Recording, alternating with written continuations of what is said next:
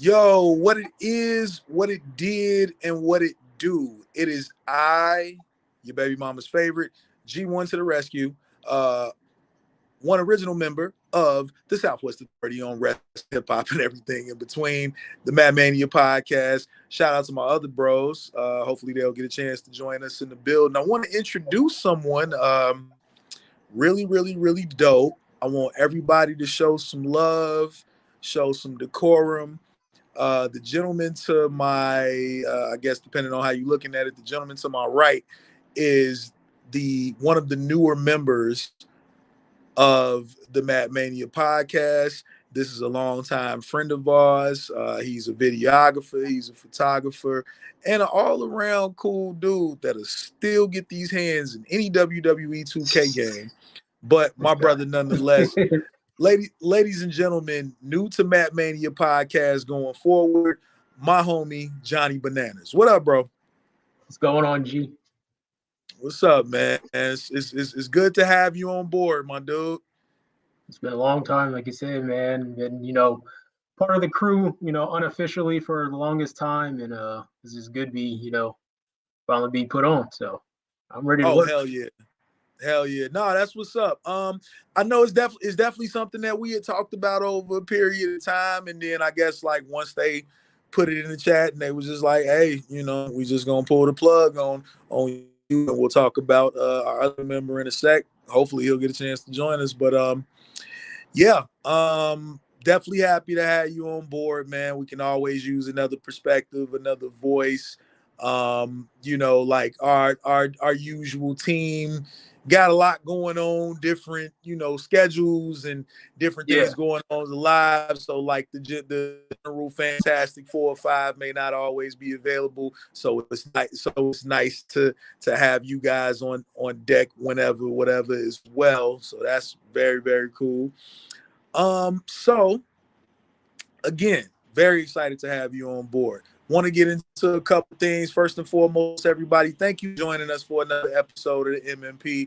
On behalf of myself, T-Call, Rock Knowledge, Neo X, Ringleader, Mega Ran, our boy Matt Kelly at Geekscape.net, who facilitates the podcast and distributes the podcast. Thank you so much.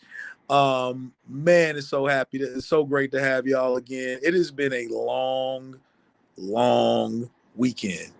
Okay. Now, probably a longer weekend for Teak and Ram because both of them were actually in Philly, but just like from Raw to SmackDown to NXT Stand and Deliver to night 1 of WrestleMania to night 2 of WrestleMania and then to tonight's Monday Night Raw, man, everything been landing. Before we real quick, before we get into our put over segment, just quick question. In general, how do you feel? Actually, you know what? I'm not gonna ask you that because then that goes into a whole wrestling conversation. So let me just do this in the original format that we do. So Banana, since you're new to the show, we do a little something at the beginning of every episode that we call the put over.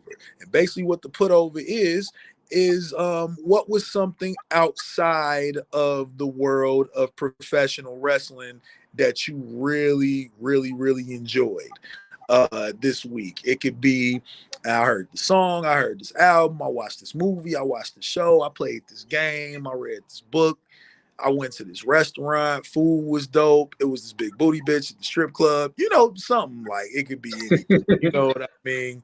It could be anything, but so give me as our new member of the podcast, newbies come first. What's your put over for this week, bro? I would say my put over for the week would be that's a good question. I'm gonna go with the fact that I was able to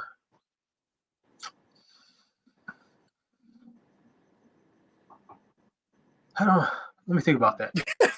Here, think about it for a second. I'm gonna come back to you. But I definitely already have my put over, and it is very simple because it's involving us as a crew. So shout out to the gang, shout out to to Teak. Shout out to Rand.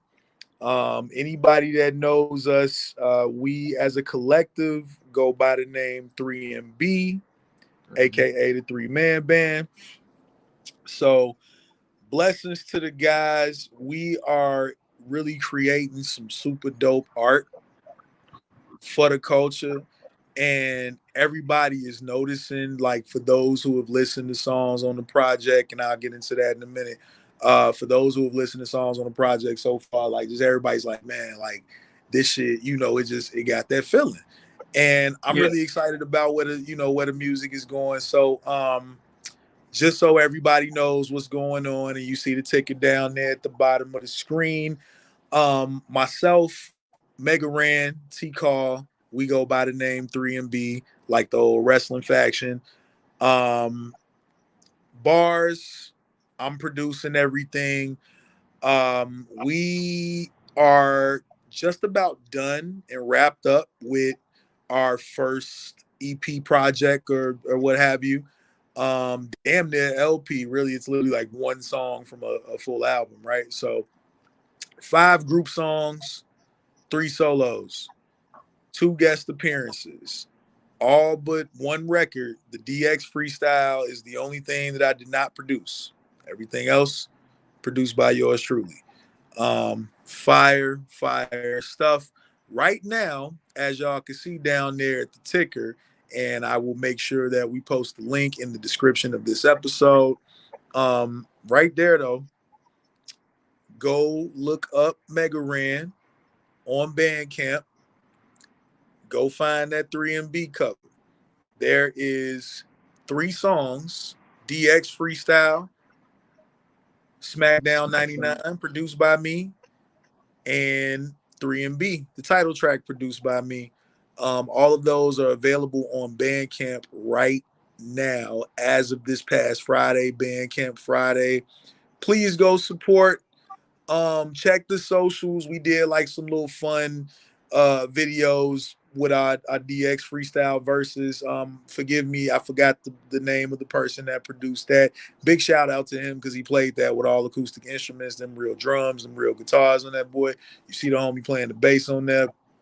Listen, that was a banger, and I had a lot of fun. Like, originally we had talked about it, and we was like, well, maybe I could do an alternate version, but honestly, I didn't even want to disturb that energy. I was like, nah, it's dope. I wouldn't do that. Nah, It's fire though. But yeah, go get that right now on Bandcamp, man. 3MB, myself, G1 to the rescue, Mega Ran, and T-Call. We got some music for your ass. If you like wrestling, if you like bars, if you like dope ass beats, we got all 3 for you. And it's 3 distinct personalities, 3 distinct flows. No 2 songs sound alike. Y'all know I specialize in that. And it is really something special. So y'all go pick up that appetizer from Mega Ran's Bandcamp page. Pick up that 3MB 3-pack and get ready for the official 3MB EP that'll be coming very, very, very soon. So anyway, that's my put over. Now let's bring it back to you, Banannerz. What is your put over, sir? I actually got 2. So one, I'm gonna piggyback off of that. Getting that cover work done, that was really fun to put together. For sure. Shout out to Banannerz. And then 2, getting extra money. I got a check this week. Hey, nice to pay off some of my debt. It came a little late, which is why I didn't make it to Philadelphia, unfortunately. But at least I got some of my debt paid down, so that's always a plus. So, no, man, that's great. Listen, I was supposed to had been in Philadelphia as well.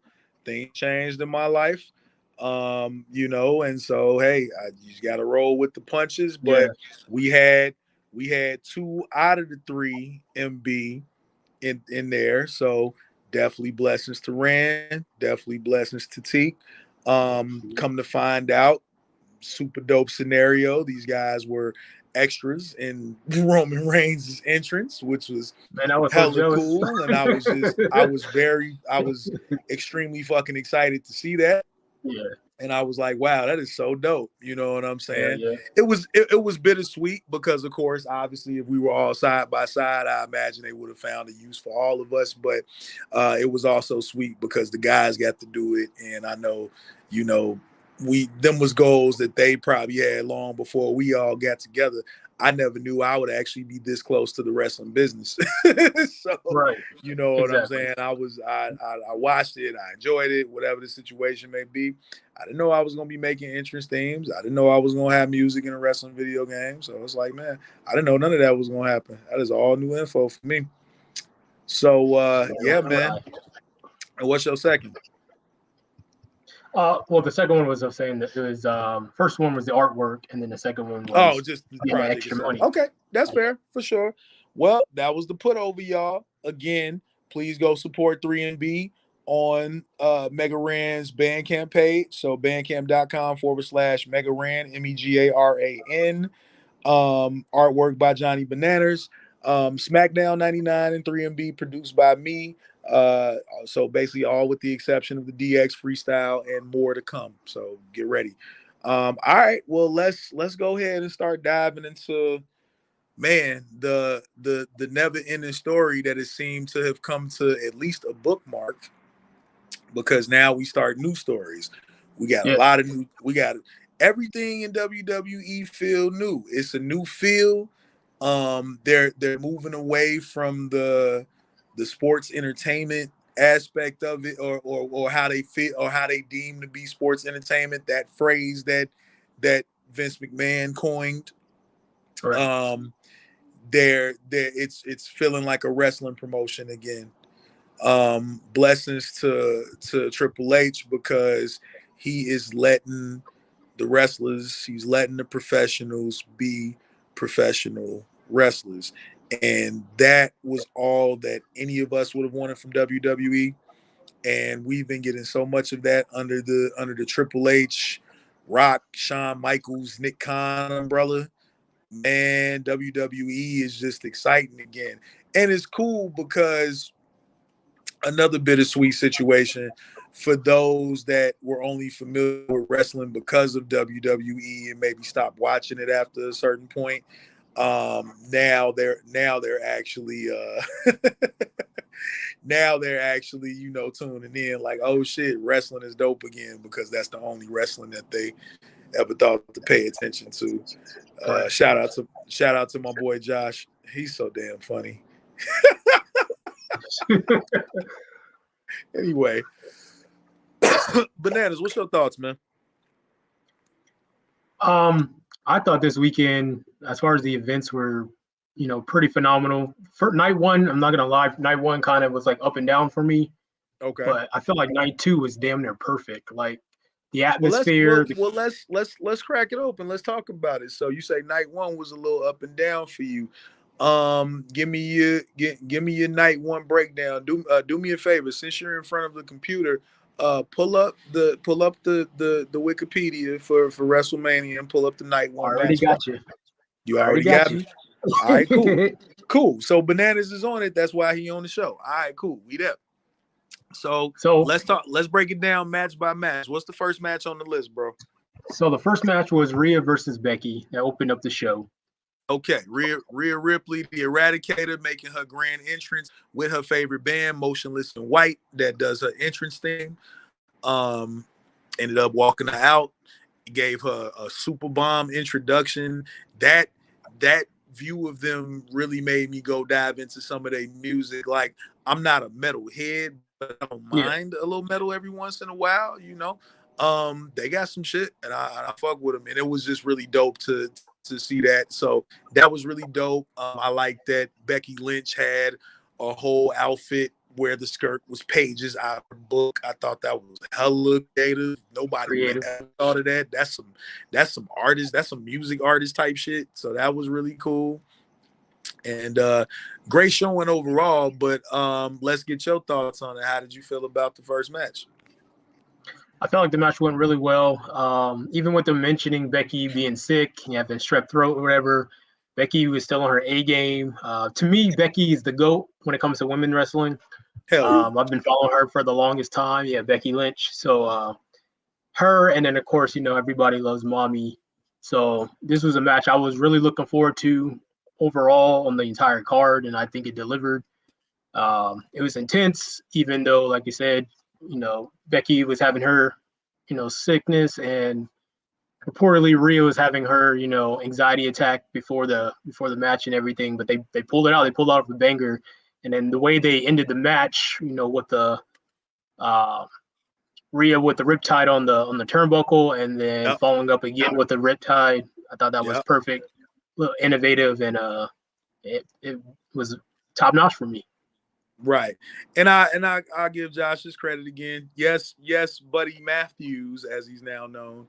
Yes, Buddy Matthews is a very lucky individual. As a person that has stood directly in front of Rhea Ripley on 2 occasions. She was the real deal when she was blonde. Respectfully, I would only want to shake her hand. I've stood in front of Buddy Matthews at the airport. I would leave her alone. Yeah. that dude is stacked. I'd leave her. You ate a big bowl of. You ate a big bowl. I'm not that bowl. Real quick, didn't you? Not that bowl. No, that dude is rich. No. That guy. I get it. 100%. Okay, cool. Yeah, solid women's match. We already know it's Rhea and Becky. We already know how they get down. Give me the second match, Banannerz. So the second match was the 6-pack ladder match. You had A-Town Down Under, Awesome Truth, Judgment Day. You had DIY. I love their, tribute to DX. Yeah, of course. I always said Ciampa looks, is like a micro H. The New Day, of course, Czech Republic. So this match was fun. This one was off the chains, actually. I love the energy. It was nonstop. Of course, with the Truth getting his moment, well-deserved. My favorite spot would have to be that tornado DDT over the rope from Gargano. Oh, yes. Through the table. That was fire as hell. Yeah. That actually made me jump up. That was fire. Listen, there was some great high spots in that match. That match was supposed to be nothing but high spots. So yeah, it was done very well. It was executed very well. Shout out to every single participant in that match. But man, the Awesome Truth, word. Like, this is really Triple H's WWE, because in what decade prior to this were we getting Miz and R-Truth as tag team champions? I don't think we would. Matter of fact, when is the last time R-Truth held the title outside of 24/7? Yeah, right. The 24/7 360. I was so happy when they got rid of that damn thing. I mean, shit. They got something else. They got the speed shit, right? Yeah. Mm-hmm. I'm not too mad at that concept, but we'll talk about that later. So overall, 1 to 10 on the ladder match. I give it an 8.5. Bet. Okay. Yeah. How would you rate it? I'm gonna say about, I'm gonna give it the same. I'm gonna give it an 8.5 just because I don't mind Awesome Truth being the tag team champions, but as dope as R-Truth is, and I say this with the utmost respect, this, that, and the third. I know he getting his money. Yeah. I know he getting a hell of a lot of TV time. He's naturally funny. But man, I don't know. I would love to get a serious, R-Truth back, The capital punishment R-Truth? I just feel like, him coming out and forgetting where he at and what group he's supposed to be with. Like, it'd be cool for the first couple of episodes, and then the rest of it, in my humble opinion, just be feeling like just a lot of jiving and shit. It's too much of it. And that again is, I say that with all due respect. I'm probably one of the biggest fans of Brother Ron Killings. I go all the way back to K Quick with dude. So you understand? So Yeah, one of my favorite wrestlers of all time. First ever African American to hold the 10 pounds of NWA. gold. So, Yeah. that's special. But yeah, because he's that guy and the first African American to hold 10 pounds of gold, I just don't need him talking about my bad. That's just I can't. You know what I'm saying? Like he's too good of a wrestler for this shit, man. He's Yeah. too good of a rapper for this shit. But anyway, that's just me on my soapbox.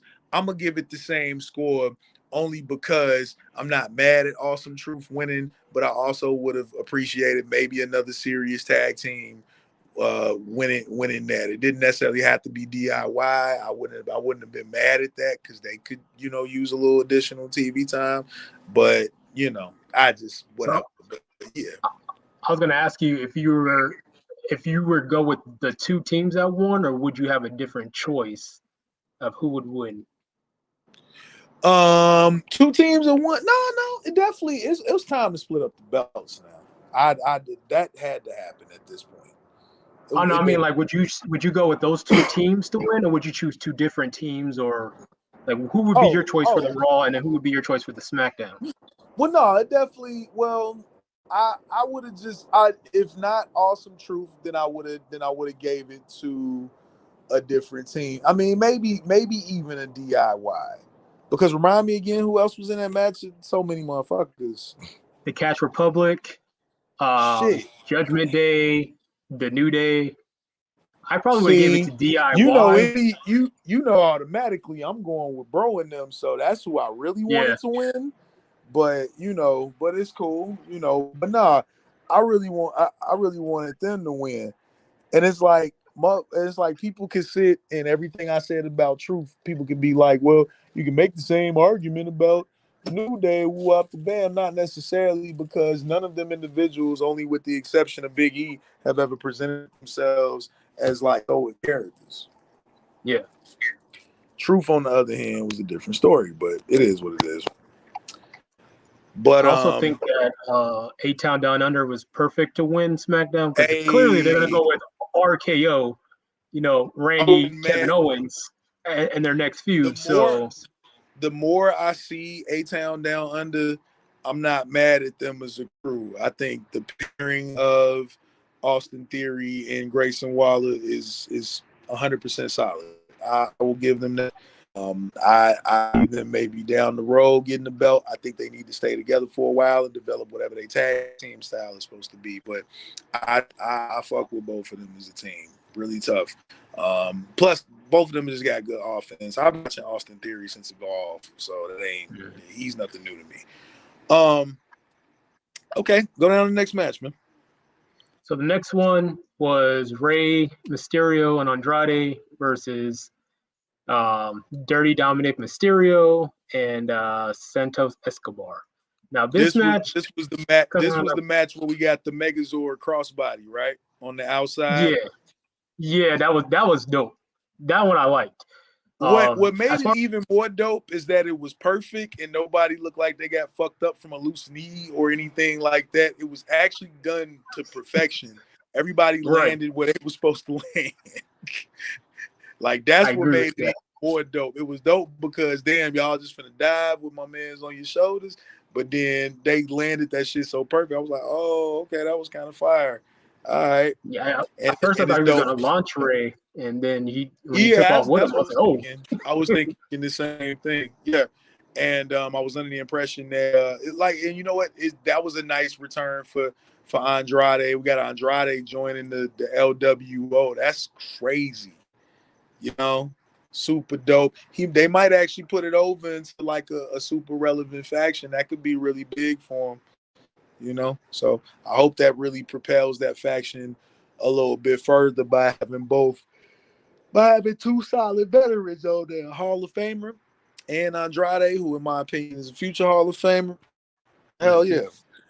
So this match as a team, give me your 1 through 10 and why you say it. This one was a solid 7 for me. Like it had its Okay. spots, it had its moments, but throughout, I guess I was kind of expecting more. I don't know if I was expecting, Andrade to turn or maybe Dominic and Santos to kind of like pull one over, especially because Dominic lost last year against Ray. I felt like they would have maybe pulled the swerve and had Dominic beat Ray this time. But I mean, it was a cool match. It was entertaining. It just wasn't as amped as, you know, the ladder match or the Rhea match, but I give it a solid 7. Yeah, for sure. I give it an 8. Just a solid 8. You know what I mean? Like, it's if they replaced suitcases with belts, it would have been if they replaced belts with suitcases, it would have been a Money in the Bank match. And your typical Money in the Bank match, in my opinion, is usually about an 8. So this gave me that vibe of like, all right, cool. This was hella fun. It was hella entertaining. It didn't need a whole lot of story behind it. They know it's high stakes. Everybody's doing their part. Nobody is looking like they're doing too much on the spots and royally fucking each other up. Everything, even the miraculous shit, looked somewhat safe until it wasn't. And I was like, okay, this was at least like very well put together and super well dope. So you give it 7. I'm gonna give it just 1 point higher. So I'm with that. Next match. Next match would be Jay versus Jimmy. Uso versus Uso. This one kind of fell flat. Come on, you first. Go ahead. It didn't have, I guess it was not necessarily a letdown, but it didn't have the wow factor. Like, they built this up, especially with them wanting to do this match for so long. And then when they finally got the opportunity, and I don't know if it's because they only gave them like 11 minutes to pull off the match, which I thought was kind of, I feel like they deserved more than that. They should at least give them 20 minutes. So maybe they were just having a rush to get it done, but Jimmy kind of pandering to Jay, and then Jay kind of like semi falling for it. Like, I didn't like that. Like, it kind of made him look weak, especially because Jay should be used to it by now with all the antics from Jimmy. I feel like they should just had a straight up, like, not like a slugfest, but I feel like they should just had like a straight up banger, even if it was for the 11 minutes. Just the constant back and forth of offense, I think would have elevated the match. Would have been a better way to storytell the match, and then maybe they could have led on to continuing at another pay-per-view or PLE and pulling off a part 2 maybe. So, but for this one, I give it, just because I'm such a Jay fan, I want him to succeed so much. I was really watching, hoping that, you know, he would pull out in the end, and he did. He deserved to win. I'll give it a 7.5 for this one. Okay. Listen, that is a fair assessment. I definitely could see that there was definitely storytelling there, but it truthfully, I agree where you say there could have been more storytelling with some aggression involved. That would have been really dope. Like, I definitely would have liked to see them maybe do, you know, a little bit more. Maybe they are building it up. Maybe there will be another match down the road. Who knows? You know what I'm saying? Like yeah.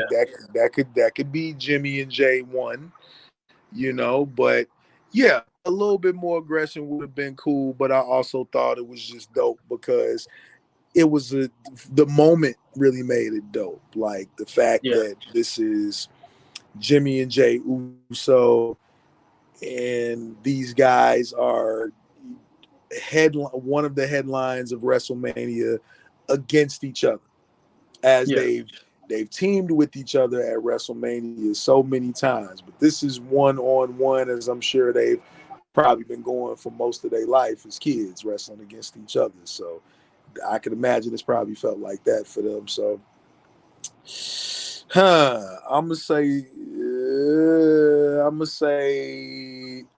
give it a 8 still. Yes, it definitely could have been a little bit more, but I also feel like maybe I think it was more so the point of Jay sending a message like, "Hey, I could have ended you, but you my brother and I love you." You know what I'm saying? I think that was what I think that was the idea behind the pacing of the match. Like, I just think it Mhm. was so much of like, if you was any other opponent, you'd be a goner right now. I'll take it easy, just a little bit. You know what I'm saying? Just a little bit, Yeah. not a lot, just a little bit. So Maybe I if still they build to another match, they can add more like emotional elements to it. Like maybe like I've absolutely, heard I have like totally agree Rikishi with as a special guest referee, or kind of have that HBK Ric Flair moment where he has to pull the trigger. Somebody got to pull the trigger on the other. that.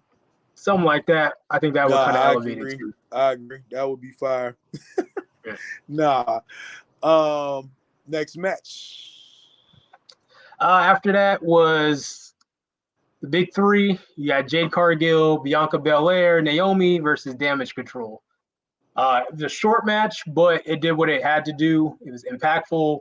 It was the debut of Jade actually in the WWE ring. She did her thing. She looked strong. Naomi kind of got lost a little bit, but you knew she was there. Bianca, of course, did her thing. The whip, crazy loud.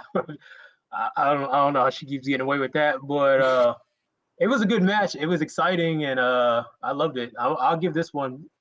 I'll give this one like an 8.3 ish. If we were to break the halves. Not 8.3ish. You stupid. No, I'll so round up so to 8.5. I'll give it 8.5. 8.5. Okay. I'll So give it. he's giving that match 8.5. I'm gonna give it a 9. It was a lot of chocolate in that match. I just Oh that yeah. ain't that's different. Like, all rest aside, that part of it was really dope. I do like all of the Japanese girls on Damage Control are all favorite wrestlers of mine. So that that part is really dope. But then yes, on the other side, you have Trinity, aka Naomi 5'2". You have Jade Cargill, and you have Bianca Belair. Bianca. That's different. That's completely different, sir. Like, I don't even know. Yeah. So for me, it's a 9. It'd have been a 10 if somebody called a stink face, but that's just me. But anyway, um, Jade looked perfect in that match too. A lot the short bob with the glitter, the glisten. She had the white line, I symmetrical. I That tell was you fire. what. I tell you what, on some wrestling nerd shit, I'm actually surprised that since she came to WWE, she hadn't adopted another finisher. She's still rocking with Jaded. I'm like, okay, that's what's up. But I was actually Which surprised that she didn't decide to try another finisher. Maybe later on, who knows. I thought But like maybe there'd be next conflicts match. with Bianca kind of using a similar finish. Yeah, which one? The Jaded, because Bianca kind of does the same sit out. Well, yeah, oh yeah. But hers is a sit out, burning hammer. Hers is a sit out, basically a double chicken wing face buster Yeah, type shit. Glam slam, if you will. basically, yeah. Mm-hmm. Yeah. So next match, what we got up? So after that, we got Sami Zayn versus Gunther. I think this match was probably match of the night. That ain't gonna. Theatrics was there. That The ain't gonna. will of Gunther, beating down Sammy, and then Sammy, Yep. prevailing and coming back. The emotional aspect, of thinking Sammy might actually fail, may actually not win the match. Because for a minute, I thought like, yo, Sammy ain't gonna win, which would probably led to, some type of beef with, Gable. Like, I told you to do this and that, whatever. But Sammy coming back, overcoming that, hitting the haluva kick, in the back of the head and in the front, and that brain buster off the top or whatever. It was Nice. phenomenal to me. I give it 9. I give that match a 9. Yeah. Definitely him breaking out the classic brain buster. It was funny Yeah. because somebody on X was like, "Oh, Sami Zayn got this big moment on WrestleMania and he botched Gunther like that. Woo out the bam." I'm like, man, just say you not a wrestling fan and you just WWE fan, bro. That's just say that. Like, if you don't, just say you don't know. People just be on here hating. For those of For no reason. not in the loop, because I know everybody watches this podcast or listens to our podcast, watches wrestling on a regular basis. But for those of you not in the loop, I need you to go ahead and hop on YouTube, and I need you to look for a gentleman that wrestled under the name El Generico. Okay? Look up El Generico, and you will see that move. This is young Sami Zayn before he was Sami Zayn. So That's Sami Zayn. That's please, yeah, that's El Generico. Yes, but just for reference, like, yeah, this like that move has won him tag team titles with another individual formerly known as Kevin Steen. So yeah, shout out to KO. Kill. Absolutely, the Steenizer, yes sir. Yeah, man.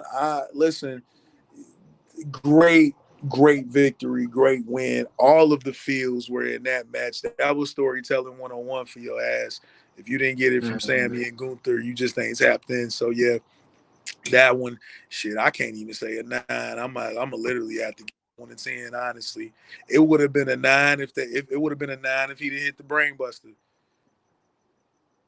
He hit the brain buster, a move that he never does in WWE. So it's like, yeah, nah. I had to hear Michael Cole. Forgive me. To hear Michael Cole and Pat McAfee call that move and call it correctly was so dope. Right. This was me at the Game On Expo at commentary when bro he hit that brain buster that immediately turned the match into a 10, bro. We get to the main event after this. Yep, the main event: Seth Rollins, Cody Rhodes versus the final boss in the Tribal Chief. Before we just rate the whole match, let's talk about Dwayne's performance, for example. I think he did everything that he was supposed to do. You're talking about somebody that's like 51, I believe. And this dude, he went in, all the physicality. First of all, they build Rock at 285. Just for context, he ain't never been that big. Just for the record, he is always maxed out at 275. For a minute during the old fist through the stage SmackDown era, my man was maxing at 260. He was lean and he had slick fade and everything. Nah, man, this Rock built like goddamn Autobot, man. This shit is different. I don't know what the fuck he be on some whole other, but he's still doing his thug dizzle. He's still slapping marks, still busting rock bottoms and people's elbows. He's still the greatest parts about this was because of his actual position with TKO Group, imploring the boss shit into the match where, you know, hey, if you finish that count out, you're fired, like type shit. I was invested. I was like, oh, this is great. Kind of Vince vibes. Only person to do that. He found a creative way to introduce that in his wrestling character too. And man, he been working that shit. We've been talking about Rock so much, man, because he just got all the aggressive nature. Like, this is Hollywood Rock 2.0, but he's like mean Hollywood Rock. It's like when somebody knows they Thanos. Perfect analogy. Absolutely. Okay, and so off Rock's performance now, main event 1 through 10. What the hell was going through your mind? First, to touch back on his performance, I'm not gonna lie. When I came into Mania, I guess Mania weekend, my whole thought process was, this is gonna be a disaster. just because I didn't think he would be in shape the ring so long. But to see him actually last the 44 minutes and to see him actually, do his thing without any, like, you know what I mean? Like any hiccups or anything, I got to at least give him props for that. Because I watched Cena Rock in person twice. And both times I was like, no. So I came in here with doubts of this is going to be a repeat offender of why they let this nigga in this match. So I'm kind of glad, I don't know if he had, I mean, especially with, him only having since January to get it together, essentially. I'm not going to lie. Like, I was thoroughly impressed that he actually was able to even carry the match at some point. It's still So, The Rock. Like, come on, man. but Like, again, John Cena, still, Rock. Banannerz. Hold on, Banannerz. Because we ain't gonna tolerate no Rock disrespect in here. I got to give you one of these. Hold on. Motherfucker. Yeah, dude. No Rock slander. I've seen The Rock wrestle in the last 10 years. Hey, what? Let's quiz you real quick. What movie is that from? I am. Motherfucker. All right. No. Is it Dynamite? Black Dynamite? Yeah. It's Black Dynamite. Yeah. Yeah. But anyway. All right. Wow. So interesting. Yes, he did his thing. He did his thing because he's The Rock. Okay. Leave that man alone. Overall, the match. What we talking about? Overall, the match, I would give it. I'm gonna give it a 9, and I have to be honest, it had to build up to that. So the match kind of started off kind of slow, and it was kind of a little chaotic in a sense. And I was trying to figure out, like, okay, where's this going? And then once they started brawling in the crowd and everything like that, like I've heard other people say, it's like, all right, is this kind of like the bloodline rules? Like, are they just doing it already? Like, are they just preparing us for what's coming for, the following night? Right. So it was kind of just trying to figure, like, it was almost like, all right, they're just going out there and just doing whatever they want to do. Like, I didn't understand that. But then it kind of put itself together. And then, like you said, once Rock, was inserting his authority, he's like, you better not make that, that count. And then when he, what did he do? Punch Cody in the dick or something? And yeah, sure did. Apologizing to Seth, like, there's nothing I can do about it. Yeah, exactly. So it was like, all right, now I get what they're trying to do here. But it quick, it started off a little slow, like I said, a little chaotic, but then it got together and it kind of picked up and it got really interesting. The spear from Roman to Rock, of course, everybody was on their toes thinking like, oh, is this where the Rock might flip out or Roman? But I liked how they kept their composure together and they realized, like, no, like, we have a bigger task at hand. And, absolutely. It was not, so they didn't play off the generic, you pissed me off because you hit me by accident. It's like, no, nigga, right. So, yo, I'm yeah, no, I hear you on that. They didn't even think twice about that. They went right. Yeah, exactly. Oh, you are absolutely correct. The whippings, all of that stuff with the belts. Whipping. I'm not gonna lie. So the whole whip of the what do you call those things? The weight belts. The weight belt. Thank you. It was just like kind of like reverse racism to me. Like the way he just whips them and then just calls them boy. Like, I think that shit is funny. Like, I'm just looking every time he says whooping this dude, I'm just like, all right, yo, like that's entertaining to me.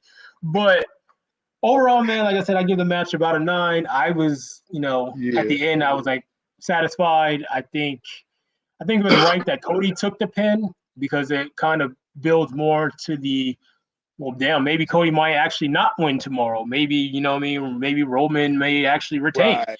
Nah, I had no doubt in my mind that Cody was winning all night. There was zero doubt that he's not the way it's been going. Yeah. They wouldn't be, yeah. But it does. But the way they set up the match, if you don't pay attention to wrestling, the way that the match was set up, yeah, you should lead like, yeah, bro might have his hand full.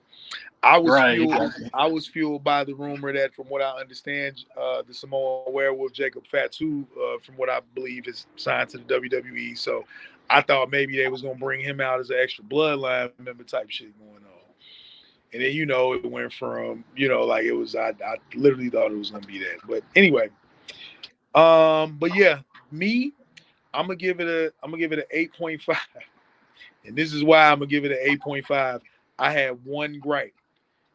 This one gripe would have shot it up to a 9.5. You're going to laugh when you find out what this gripe is. So I'm going to slap myself here. I am. Motherfucker. So the reason why I gave this a 8.5 and the one thing that would have gave it a 9.5, the rock bottom or the side slam Uranagi is probably one of my favorite wrestling moves, regardless of who does it. It's Rock, Booker T, Trick Williams, Bray Wyatt, Roman occasionally, Becky Lynch. That's a favorite move of mine. He fucked up the instantaneous snap of the rock bottom by turning Cody around to the crowd first. I just feel like you can get away with that in 96, not in 2024. The minute that you hooked that man, you were supposed to drop him where he stood, and then if you wanted to close the deal with the people's elbow, drag this motherfucker around, and then you go ahead and do what you gonna do. Again, that is a favorite wrestling move of mine.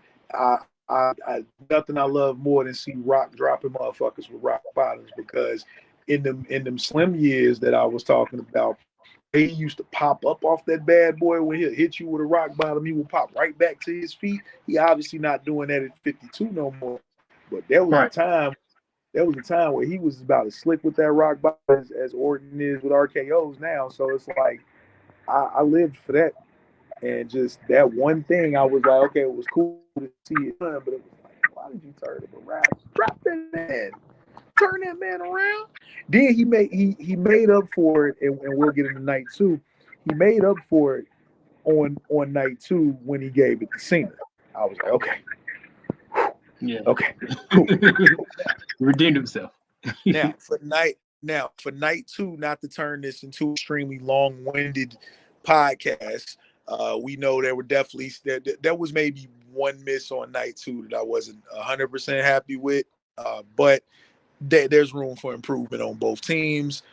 We'll get into that another time. But the main matches that I really want to focus on for night two, I want to focus on Drew and I want to focus on LA Knight and AJ Styles, and I want to focus on the main event. Okay, so let's talk about Drew and Seth and the eventual cash in. This great moment, a dope match to kick things off. I believe Seth was wrestling in Fear of Gods. I believe he was wrestling in Fear of God Nikes. That was kind of crazy. Right. Wow. But yeah, dope match all the way around. Some part of me knew that Drew would get the pin because they wanted Drew to actually get his victory in front of a crowd because he didn't get love during the pandemic. So that part was really cool. And then obviously we know what the cooler part of that was. You go over there fucking with CM Punk instead of taking your belt and going home, and you was out there long enough to get your ass cast in. You poor guy. You got your ass with an arm brace, then you got upside the head with a suitcase. Then you got chokeslammed to hell. Straight to hell. Straight to hell. Like, yo, if karma was in the dictionary, it's Drew's whole situation. Bro, as soon as you jump on that table talking about I want to get a shot at this, I want to frame this. Like, bro, what are you doing? Get off the damn table. By the time he did the DX chop, it was one of them. It was at that moment. He fucked up. Fucked up, right? Yo. I was Hey, on dying my when soul. Funk's like, I can't hear you, bro. He's like, he not phased at all. All right, yeah, keep On talking. my soul. And he found out. Fucked around and found out. So look, 1 out of 10, and why? I'm gonna give it a 9. Yep. It was like you said, it was great.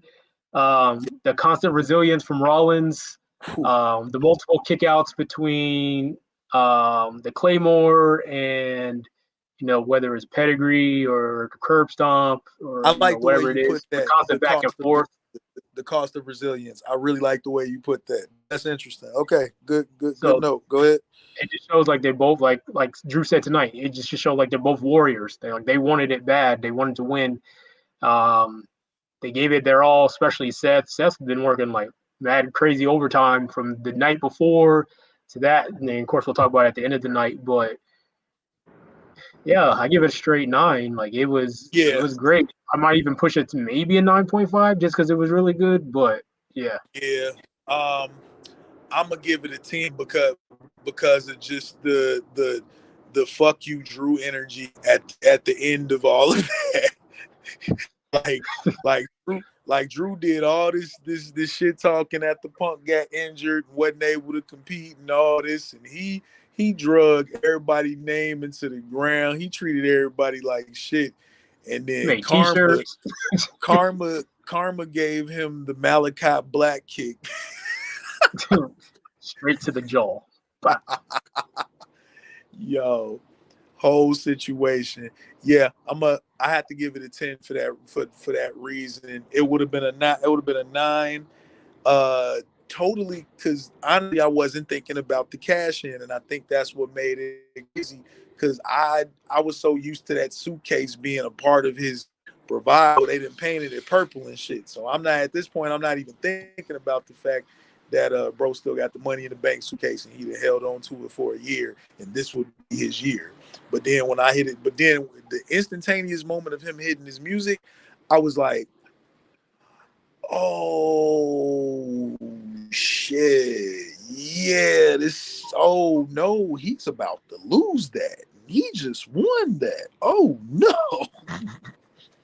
I think that's what they were playing off of too, was because they made a comment about that. It's like, oh, everybody thought Damian totally forgot about the briefcase the whole time. They've been plotting and plotting.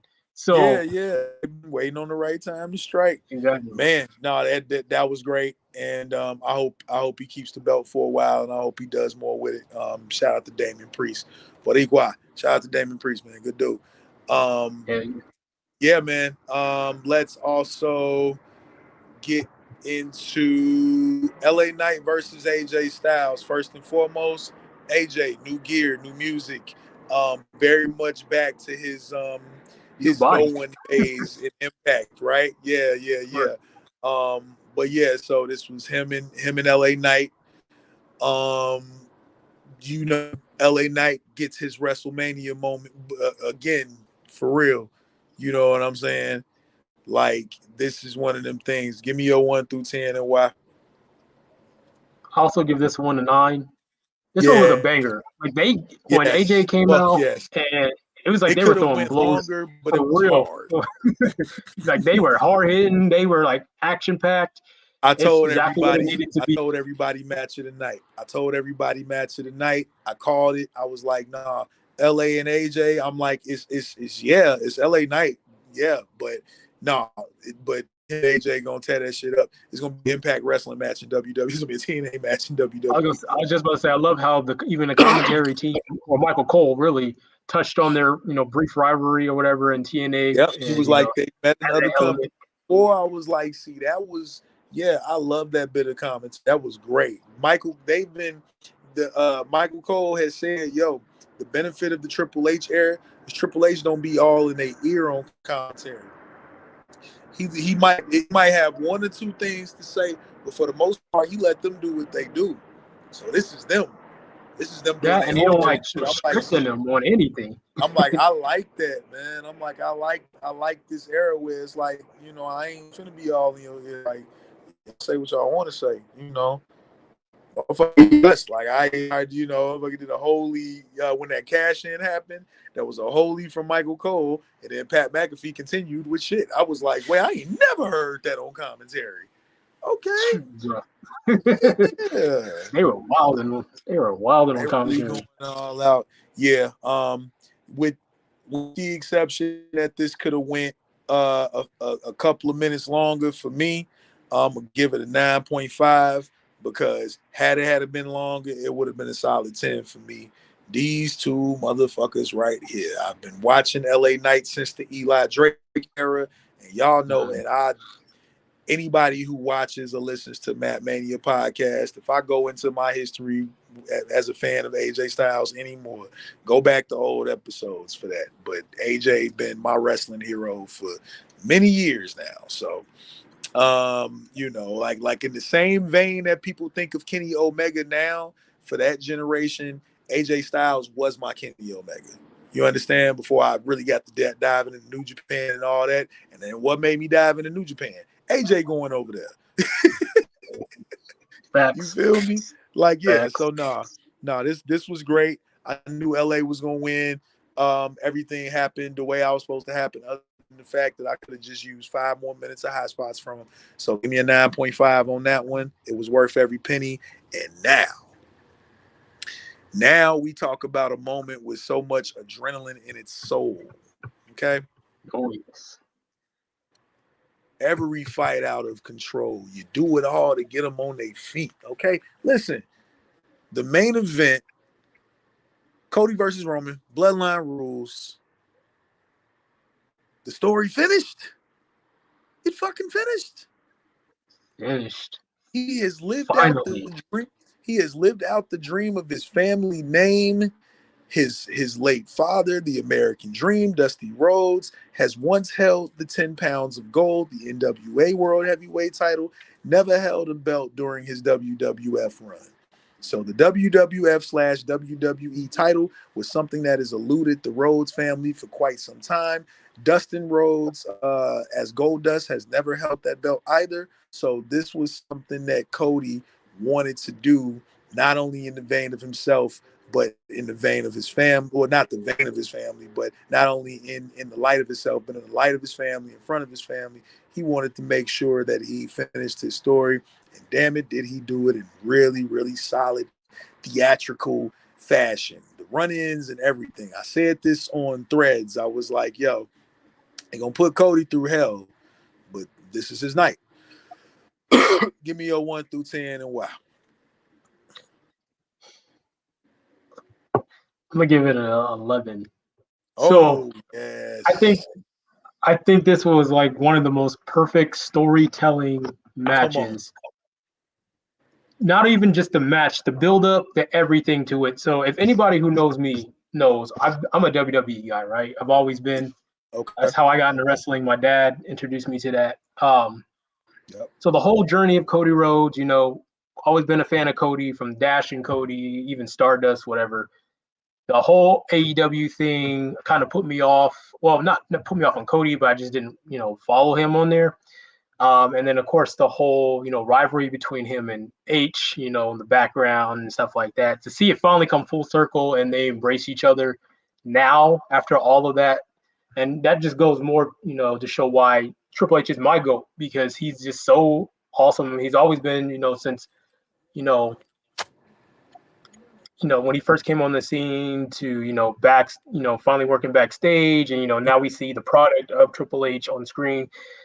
He just always just been about the business. So, but besides that, Cody, this whole journey of Cody when he first came back, even when he first came back last year or whenever it was, right? I was on record saying, like, yeah, no, because the whole AEW thing and the whole rivalry and, you know, Triple H's pissant comment and all that stuff. And I was just looking at Cody like, you know, you're a little disrespectful kid, but he's done so much over the year, and to the point where, you know, the resilience, the 3 matches with, you know, Seth Rollins, that Hell in a Cell match was ridiculous. The ups and downs, the roller coaster, like they took it through a whole journey for a whole year that led up to this moment, which you had no choice but to admire Cody at this point. Like, even for somebody like me, Like, I wasn't the biggest Cody fan last year. Now I'm probably one of the biggest Cody fans this year. And it was just all from the storytelling of the entire year of, I got to get back to where I failed last year and, you know, finish the story, as cliche as that sounding now. And so when they finally built up, and then, you know, come January, that's what initially set me off about not going to Mania. It's like, oh yeah, Cody's handing the spot to The Rock. And I was like, what the hell is this? You know, like, just kind of put me off. But then they got it figured out, build it back on track. Everything leads up to the match. Everything comes to a head. They slowly build the match up. It starts off, you know, they have like a 30-minute of just Roman and Cody. You know, kind of shades of last year. It's just Roman versus Cody. You know, they do their thing. You know, all of a sudden we start seeing, you know, Jimmy come out.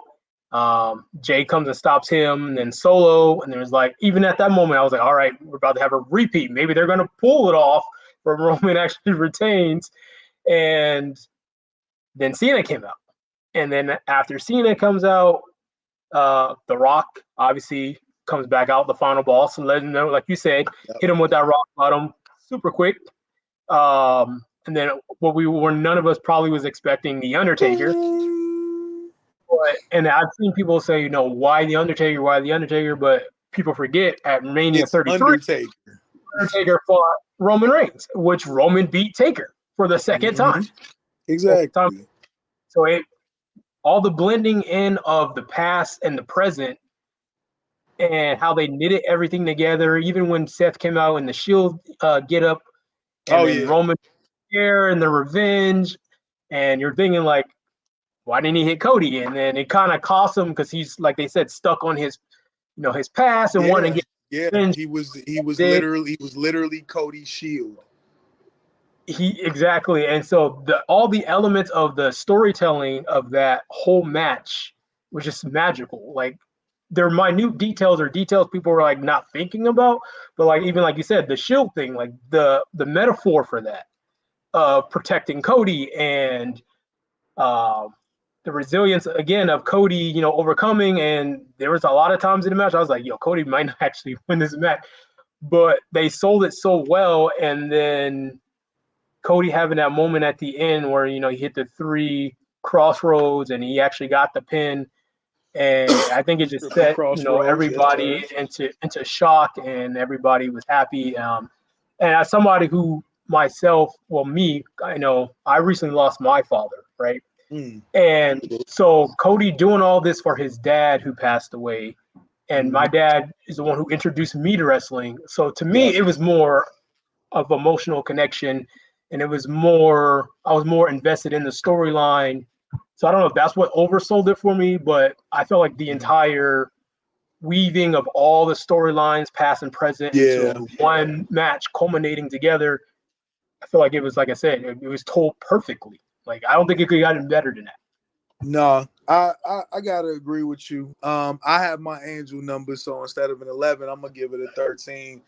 Wasn't nothing wrong with this match at all. I have zero negative criticism. Everything you said, the storytelling, the building, everything about this was everything that we love about professional wrestling and long-term booking like a motherfucker.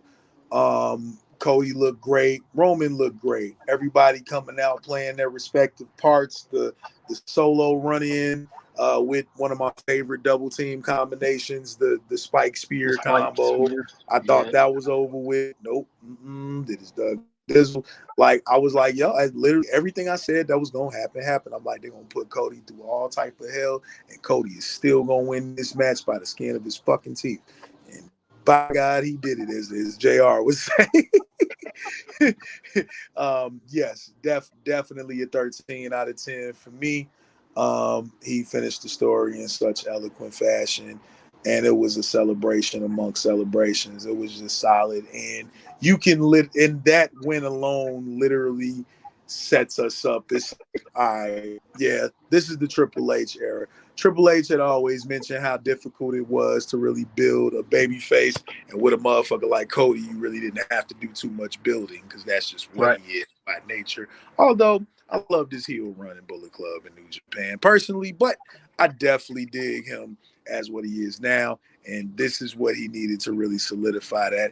Let's see what he do with it. So it's a 13 out of 10 for me, man. I think definitely that WrestleMania has earned so much respect from everybody. So many people are calling it the greatest WrestleMania of all time, but it's like when you continuously trying to top last year, yes, it is the greatest WrestleMania of all time until next year when y'all do some even more crazy shit. So now the cynical part of me, though, the cynical Vince part of me was like in the ring when Cody was celebrating and his family was in there and everybody was in there. I just thought, what if that was the moment Damian cashed in and took it from Cody? You know how much that crowd would have erupted and just horror and Damian shock. Priest, That would have set everything off. He would have got so much heel heat, especially from the kids. Oh, man. It would have been over. They would have healed that man into the ground if that's what he was going for. But Dominic would have became the new babyface at that point. Crazy. 13 out of 10. That's funny. 13 out of 10 for sure. Okay. Yeah, WrestleMania night 1 and night 2 were extremely fucking dope. And now we get into a section of the show that we call the Mad Mania Snack of the Week. Snack of the Week. All right. So, Mad Mania Snack of the Week. I have one, and I'm sure you will agree with me on it. If we don't continuously talk about this woman enough, on whether it's social media or whether it's with the big three or whatever this situation may be, or her original AEW undefeated run or whatever. It's just a fine ass woman by fine ass woman of Jamaican descent standards. God bless Jade Cargill. She continues to be our Wonder Woman. And yeah, welcome to WWE. Clearly she's fitting in really well. Big shout out to Jade Cargill. Also shouts out to the mother two chocolate sisters that we know and love, the beautiful Bianca Belair and that beautiful Miss Naomi. But man, you can literally see like they giving Jay. Somebody made the joke on X that Jay got the old Glacier entrance from WCW. Hey, yo, low key, Glacier was one of my favorites. That's too funny. The ice pick, the super kick, really? All right, anyway. But yeah, I like look, WCW had the low tier guys that be doing it, yo. Cool. Yeah. But Glacier, man, that fucking dollar store Sub-Zero, man. Anyway, I know. Anyway, man. But blessings to him either how. But yeah, Jay Cargill, snack of the week. Definitely one of the best things going in pro wrestling across any promotion right now. And WWE is very lucky to have that woman because she is a rich fitness trainer. She's married to a former baseball player, now owns a baseball team. She don't have to do this shit. Do you understand? Right. We're getting her purely based off of her passion. If she quit right now, her and her family are not hurting for money. So yeah, that's lit in itself, and that's what makes her even better. Let Teak know we gonna pull him in on next episode because we actually gonna get up out of here. But hey, blessings.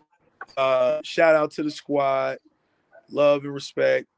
It was just a really crazy night, and then blessings to the guys, Teak and Rand. They were out there, been soaking up all of that. Teak just came back today. Rand will be back probably tomorrow. He's spending some time with his family because for those of y'all that don't know, Mega Rand is originally from Philly. So he's out there enjoying his old stomping grounds, as I will be doing in Chicago or as Teak will be doing in Detroit, whatever. So, yeah, man.